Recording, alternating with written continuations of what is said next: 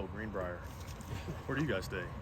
Not Outskirts? Greenbrier. Yeah, starts. Yeah. Oh, outskirts? All right. Down by the river. No way to brag, but it's a Fairfield Inn. So. We don't have floral wallpaper. Plain walls. Congratulations. Yeah, that's, man, you guys are lucky. Would you ever vacation here in the off season? I'll think about it. Yeah. Good answer. Yeah. Have you talked to Emmanuel Moseley? Yeah, I actually just saw him. He's here. Okay. Yeah. How's he doing? He's doing good. He's in good spirits. Yeah, it's good to see him. As horrible as that is for the team and for him, how do you just feel about the way you guys can kind of pick up the pieces in the defensive backfield and move forward? I feel good about it. I think we have a very deep team and a very deep defense. Even, you know, in the DB group, guys that we trust to put out there and pick up the slack of losing E-man and still go out there and play at a high level. So I feel good about it. Right, it seems like Mooney is acclimated very quickly and well to fitting in. What about his skill set fits with what you guys do so well? I think anytime you get a corner who is sticky in coverage and physical tackler and just has the right mindset. I mean, those are the things that they were looking at when they were, you know, I'm sure when they were recruiting him in the free agency, and he fits perfectly into what we do. He's a 49er in every way. Charles, many of you had a lot of snaps in the second half. What jumped out about him in this last game? Probably just being around the quarterback, which he's been doing in the last few weeks. I think he's continued to get better.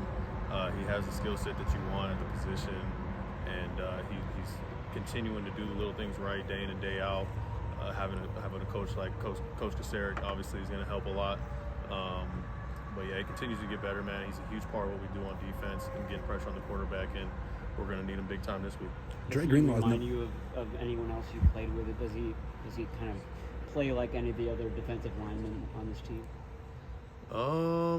No, I think honestly, all the D linemen kind of have their strengths and their own unique skill sets that they bring to the defense and to the game.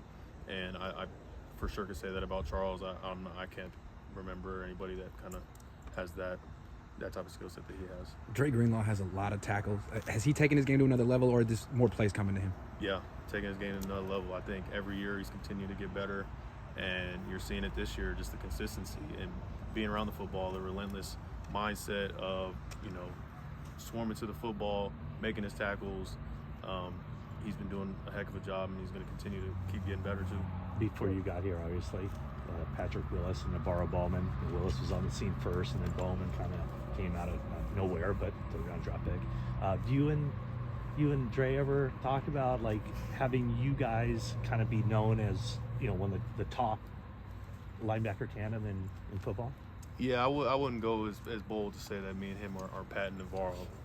That's a pretty big statement to if we were to say that. But at the same time, of course our mindset is to be the best. You know, do we believe that we're the best tandem? Of course. Like we said that before the season even started, that we have the best group in the league. And so our job every week is to continue to get better, continue to play with our hair on fire, and show up every game. Is there friendly competition? Like when you see that stat sheet and you see he has 15 tackles and you have whatever 11, or are you going, I gotta? Hey, we're 5 games in, baby. 12 left. Because you guys are in the middle, Fred. I mean, and the pieces are changing around you with injuries and stuff. What's your guys' role to kind of stabilize it and keep things? Say that first part again. Because so many guys are getting injured either in the front or in the backfield, and you guys are in the middle. What's your how do you maintain that consistency of that defense?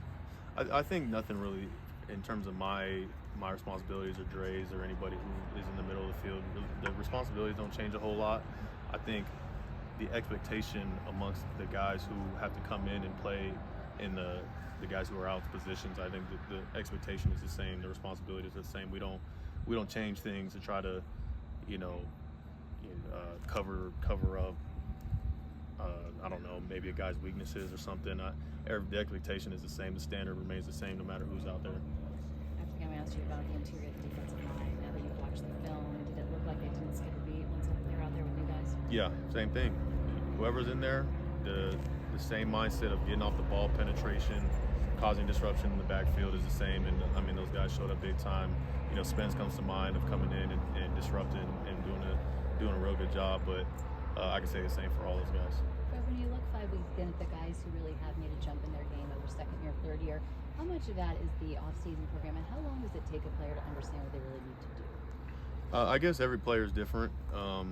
People talk a lot about that jump from year 1 to year 2, and you're either getting better or you're getting worse. And I could probably say the same about any year. You're every season. Some guys take longer to develop than others, and some guys just get it. And maybe that's a sign of maturity and understanding what it takes to take care of your body and to be a professional. But yeah, I think we have guys who just love football, and it means a lot to them. So they're able to kind of take a hold of that and continue to progress. Jason Verrett hasn't played a lot of games since he's been here, but he seems to have a lot of importance in the locker room. Why do you think that is? What is it about him that kind of suggests that? Well, I mean, firstly, the fact that he's an amazing player, an outstanding corner, but even more than that, I think a better person and a veteran, and not only in that DB room, but for the entire team. Guys know the way that Jason works, the type of individual he is. He's as real as it comes, in every way about him. So we all respect the heck out of him, and he's a brother to us.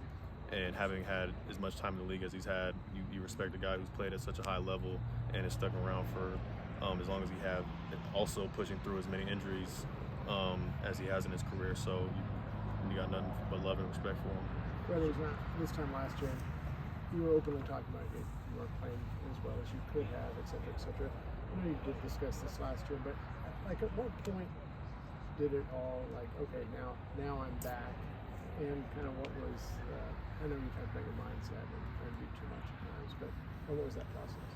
Yeah, I think just kind of later in the season when I was able to really just collect myself and get my mind right, just everything kind of came together. And I mean, later in the season, we talk about the Falcons game. I feel like that was a great game for me, feeling like myself out there, just kind of flying around playing ball. But I feel great about how the season started this year, and my only job is continue to get better every week. But you guys are 8-1 when you do these East Coast swings. When you go back, I think you're 1-3 the last 4 times. What is it like? Just kind of trying to acclimate and then reacclimate when you go back, and maybe does that factor into things? That's an interesting stat. I didn't know that. I don't know. I guess you put so much effort into trying to acclimate to being on the East Coast and winning out here. It takes a lot out of you, but I'd say it's a pretty good chance that that's not the case this season. All right, appreciate it, Brett. All right, appreciate it.